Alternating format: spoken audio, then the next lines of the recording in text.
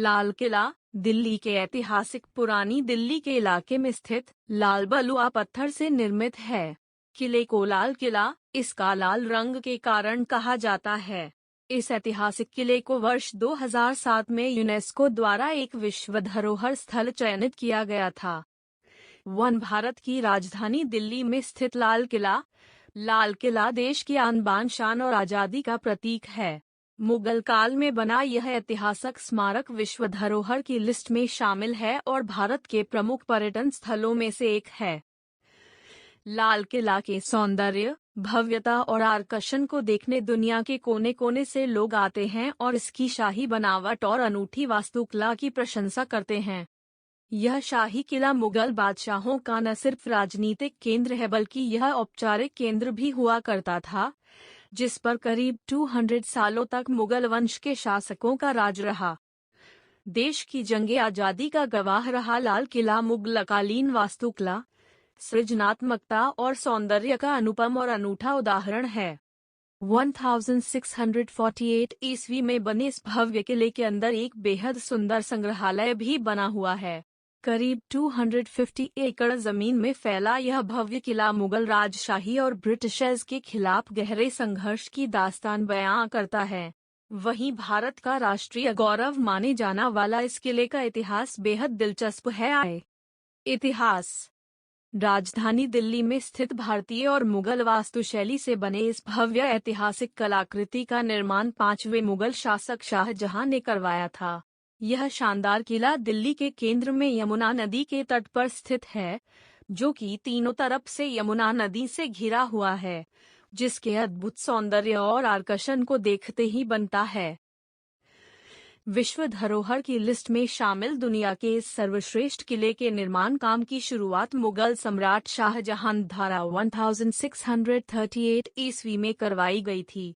भारत के इस भव्य लाल किले का निर्माण काम 1648 ईस्वी तक करीब 10 साल तक चला।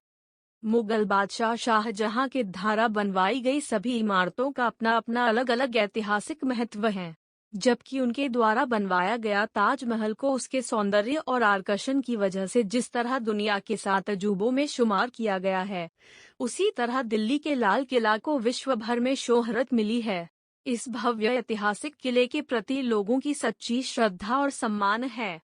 आपको बता दें कि शाहजहां इस किले को उनके द्वारा बनवाए गए सभी किलों में बेहद आकर्षक और सुंदर बनाना चाहते थे, इसलिए उन्होंने 1638 ईस्वी में ही अपनी राजधानी आगरा को दिल्ली शिफ्ट कर लिया था और फिर तल्लीनता से इस किले के निर्माण में ध्यान देकर इसे भव्य और आकर्षक रूप दिया था। मुगल सम्राट शाहजहां ने आगरा में स्थित ताजमहल को भव्य रूप देने वाले डिजाइनर और मुगल काल के प्रसिद्ध वास्तुकार उस्ताद अहमद लाहौरी को इस किले की शाही डिजाइन बनाने के लिए चुना था। वहीं उस्ताद अहमद अपने नाम की तरह ही अपनी कल्पना शक्ति से शानदार इमारत बनाने में उस्ताद थे। उन्होंने लाल किला को बनवाने में भी अपनी पूरी विवेकशीलता और कल्पनाशीलता का इस्तेमाल कर इसे अति सुंदर और भव्य रूप दिया था। यही वजह है कि लाल किले के निर्माण के इतने सालों के बाद आज भी इस किले की विशालता और खूबसूरती के लिए विश्व भर में जाना जाता है। इस भव्य किला बनने की वजह से भारत की राजधानी दिल्ली को शाहजहानाबाद कहा जाता था। साथ ही यह शाहजहां के शासनकाल की रचनात्मकता का मिसाल माना जाता था। मुगल सम्राट शाहजहां के बाद उसके बेटे औरंगजेब ने इस किले में मोती मस्जिद का भी निर्माण करवाया था। वहीं 17वीं शताब्दी पर जब लाल किले पर मुगल बादशाह जहांगीर शाह का कब्जा हो गया था, तब करीब 30 साल तक लाल किले बिना शासक का रहा था। इसके बाद नादिर शाह ने लाल किले पर अपना शासन चलाया। इसके बाद 18वीं सदी में अंग्रेजों ने लाल किले पर अपना कब्जा जमा लिया और इसे किले में जमकर लूटपाट की। भारत की आज़ादी के बाद सबसे पहले देश के पहले प्रधानमंत्री जवाहरलाल नेहरू ने इस पर तिरंगा फहराकर देश के नाम संदेश दिया था। वहीं आज़ादी के बाद लाल किले का इस्तेमाल सैनिक प्रशिक्षण के लिए किया जाने लगा और फिर यह एक प्रमुख पर्यटन स्थल के रूप में मशहूर हुआ। वहीं इसके आकर्षण और भव्यता की वजह से इसे 2007 में विश्व धरोहर की सूची में शामिल किया गया था और आज इसकी खूबसूरती को देखने दुनिया के कोने कोने से लोग इसे देखने दिल्ली जाते हैं। नापजोख। लाल किला सलीमगढ़ के पूर्वी छोर पर स्थित है। इसको अपना नाम लाल बलुआ पत्थर की प्राचीर एवं दीवार के कारण मिला है। यही इसकी चार दीवारी बनाती है। यह दीवार 1.5 मील 2.5 किमी लंबी है और नदी के किनारे से इसकी ऊंचाई 60 फीट 16 मी तथा 110 फीट 35 मी ऊंची शहर की ओर से है। इसके नाप जोख करने पर ज्ञात हुआ है कि इसकी योजना एक 82 मी की वर्गाकार ग्रिड चौखाने का प्रयोग कर बनाई गई है। लाल किले की योजना पूर्ण रूप से की गई थी और इसके बाद के बदलावों ने भी इसकी योजना के मूल रूप में कोई बदलाव नहीं होने दिया है। 18वीं सदी में कुछ लुटेरों एवं आक्रमणकारियों द्वारा इसके कई भागों को क्षति पहुंचाई गई थी। 1857 का प्रथम स्वतंत्रता संग्राम के बाद किले को ब्रिटिश सेना के मुख्यालय के रूप में प्रयोग किया जाने लगा था। इस सेना ने इसके करीब 80% मंडपों तथा उद्यानों को नष्ट कर दिया। इन नष्ट हुए बागों एवं बचे भागों को पुनर्स्थापित करने की योजना सन 1903 में उमैद दानिश द्वारा चलाई गई। वास्तुकला। प्रांगण की इमारतों का दृश्य। लाल किले में उच्च स्तर की कला एवं विभूषक कार्य दृश्य है। यहाँ की कलाकृतियाँ फारसी, यूरोपीय एवं भारतीय कला का संश्लेषण है, जिसका परिणाम विशिष्ट एवं अनुपम शाहजहानी शैली था। यह शैली रंग, अभिव्यंजना एवं रूप में उत्कृष्ट है। लाल किला दिल्ली की एक महत्वपूर्ण इमारत समूह है जो भारतीय इतिहास एवं उसकी कलाओं को अपने में समेटे हुए हैं। इसका महत्व समय की सीमाओं से बढ़कर है।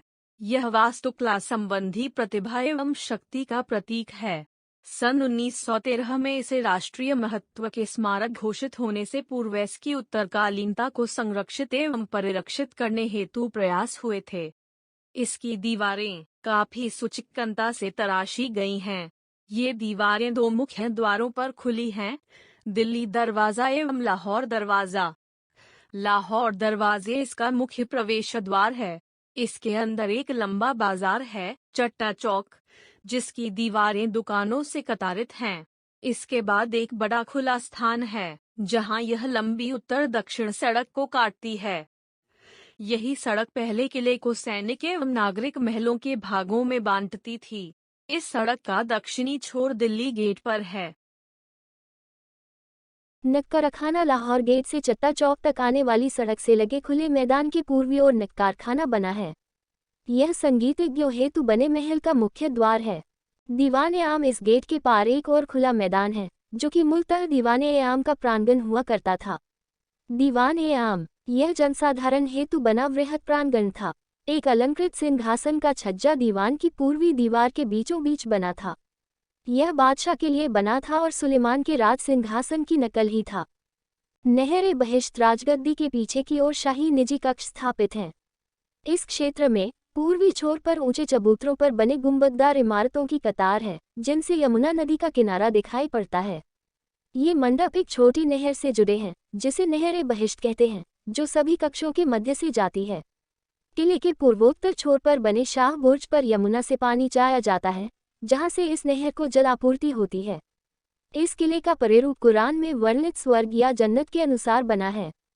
यहाँ लिखी एक आयत कहती है, यदि पृथ्वी पर कहीं जन्नत है तो वो यही है, यही है, यही है। महल की योजना मूल रूप से इस्लामी रूप में है, परंतु प्रत्येक मंडप अपने वास्तु घटकों में हिंदू वास्तुकला को प्रकट करता है। लाल किले का प्रासाद शाहजहानी शैली का उत्कृष्ट नमूना प्रस्तुत करता है। जनाना महल के दो दक्षिणवर्ती प्रासाद महिलाओं हेतु बने हैं, जिन्हें जनाना कहते हैं। मुमताज महल, जो अब संग्रहालय बना हुआ है, एवं रंग महल, जिसमें सुवर्ण मंडित नक्काशीकृत छति एवं संगमरमर सरोवर बने हैं, जिसमें नहर-ए-बहिश्त से जल आता है। खास महल दक्षिण से तीसरा मंडप है। खास महल, इसमें शाही कक्ष बने हैं। इनमें राजसी शयन कक्ष, प्रार्थना कक्ष, एक बरामदा और मुसम्मन बुर्ज बने हैं। इस बुर्ज से बादशाह जनता को दर्शन देते थे। दीवान ए खास राजसी निजी सभा कक्ष अगला मंडप है। दीवान ए खास, जो राजा का मुक्तहस्त से सुसज्जित निजी सभा कक्ष था। यह सचिवीय एवं मंत्रिमंडल तथा सभासदों से बैठकों के काम आता था। इस मंडप में पीतरा ड्यूरा से पुष्पीय आकृति से मंडित स्तंभ बने हैं। इनमें सुवर्ण पर्त भी मढ़ी है तथा बहुमूल्य रत्न जड़े हैं। इसकी मूल छत को रोगन की गई काष्ठ निर्मित छत से बदल दिया गया है। इसमें अब रजत पर सुवर्ण मंडन किया गया है। अगला मंडप है हमाम, जो कि राजसी स्नानागार था एवं तुर्की शैली में बना है। इसमें संगमरमर में मुगल अलंकरण एवं रंगीन पाषाण भी जड़े हैं। मोती मस्जिद हमाम के पश्चिम में मोती मस्जिद बनी है। यह सन 1659 में बाद में बनाई गई थी, जो औरंगजेब की निजी मस्जिद थी। यह एक छोटी 3 गुंबद वाली तराशे हुए श्वेत संगमरमर से निर्मित है। इसका मुख्य फलक 3 मेहराबों से युक्त है एवं आंगन में उतरता है, जहां फूलों का मेला है। हयात बख्श बाग इसके उत्तर में एक वृहद औपचारिक उद्यान है जिसे हयात बख्श बाग कहते हैं। इसका अर्थ है जीवनदायी उद्यान। यह 2 कुलियाओं द्वारा द्विभाजित है। एक मंडप उत्तर दक्षिण कुलिया के दोनों छोरों पर स्थित है एवं एक तीसरा बाद में अंतिम मुगल सम्राट बहादुर शाह जफर द्वारा 1842 बनवाया गया था। यह दोनों कुलियाओं के मिलन स्थल के केंद्र में बना है। आधुनिक युग में महत्व रात के विद्युत प्रकाश में जगमगाता लाल किला। लाल किला दिल्ली शहर का सर्वाधिक प्रख्यात पर्यटन स्थल है। यह लाखों पर्यटकों को प्रतिवर्ष आकर्षित करता है। यह किला वह स्थल भी है जहां से भारत के प्रधानमंत्री स्वतंत्रता दिवस 15 अगस्त को देश की जनता को संबोधित करते हैं। यह दिल्ली का सबसे बड़ा स्मारक भी है। एक समय था जब 3000 लोग इस इमारत समूह में रहा करते थे, परंतु 1857 के स्वतंत्रता संग्राम के बाद किले पर ब्रिटिश सेना का कब्जा हो गया एवं कई रिहायशी महल नष्ट कर दिए गए। इसे ब्रिटिश सेना का मुख्यालय भी बनाया गया। इसी संग्राम के एकदम बाद बहादुर शाह जफर पर यही मुकदमा भी चला था। यहीं पर नवंबर 1945 में इंडियन नेशनल आर्मी के 3 अफसरों का कोर्ट मार्शल किया गया था। यह स्वतंत्रता के बाद 1947 में हुआ था। इसके बाद भारतीय सेना ने इस किले का नियंत्रण ले लिया था।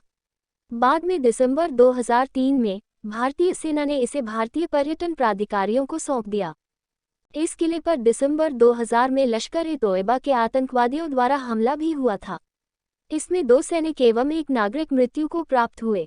इसे मीडिया द्वारा कश्मीर में भारत-पाकिस्तान शांति प्रक्रिया को बाधित करने का प्रयास बताया गया था। 3-4-5 किला पर्यटन 1947 में भारत के आज़ाद होने पर ब्रिटिश सरकार ने यह परिसर भारतीय सेना के हवाले कर दिया था। तब से यहाँ सेना का कार्यालय बना हुआ था। 22 दिसंबर 2003 को भारतीय सेना ने 56 साल पुराने अपने कार्यालय को हटाकर लाल किला खाली किया और एक समारोह में पर्यटन विभाग को सौंप दिया। इस समारोह में रक्षा मंत्री जॉर्ज फर्नांडिस ने कहा कि सशस्त्र सेनाओं का इतिहास लाल किले से जुड़ा हुआ है, पर अब हमारे इतिहास और विरासत के एक पहलू को दुनिया को दिखाने का समय है। 6 मुगल शहंशाह शाहजहां ने 1638 में लाल किले के निर्माण के आदेश दिए थे। लगभग इसी समय उसने आगरा में अपनी स्वर्गीय पत्नी की याद में ताजमहल बनवाना शुरू किया था। लाल किले पर 1739 में फारस के बादशाह नादिर शाह ने हमला किया था और वह अपने साथ यहां से स्वर्ण मयूर सिंहासन ले गया था, जो बाद में ईरानी शहंशाहों का प्रतीक बना। 1857 के गदर के बाद ब्रिटिश सेना ने लाल किले पर नियंत्रण कर लिया।